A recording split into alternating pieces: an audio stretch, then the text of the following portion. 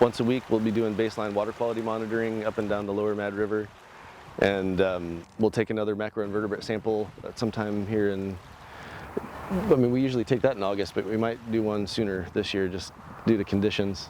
Just visually looking at the river, checking out the sampling locations, and kind of poking around at some of the spots that tend to grow more algae, these like broad, warm side channels, to look for signs of cyanobacteria blooms, just so we can be in communication with the state and the public about whether or not there's health concerns, coming in contact with the water.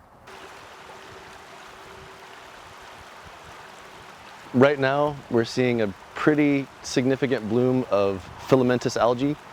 It's kind of the building block of the food chain for the river. So it's important and it's natural. Although typically I wouldn't see this type of growth, for another month or two. So we're pretty far ahead of schedule.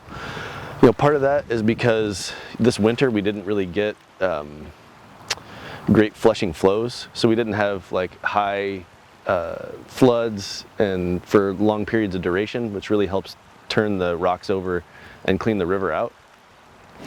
But that really didn't happen this year. So as a result of that and just lack of rainfall in general, the flows are low and they're warmer, and that's contributing to the algae blooms.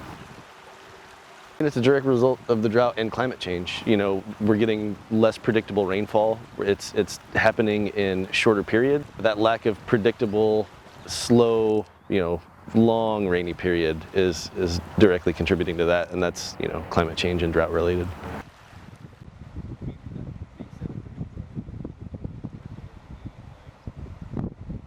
And the thing about the filamentous algae that's good is like it actually will produce oxygen during the day while it's photosynthesizing, but at night it draws in oxygen from the water, which can lead to conditions that might harm fish.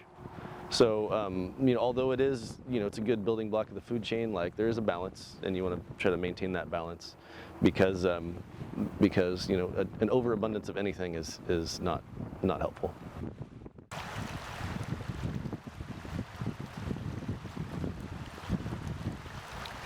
Fish need abundant, cold, clean water, and we're not going to have that this year. So it's going to be hot. That's going to stress them out. That's going to give them less of a chance to survive.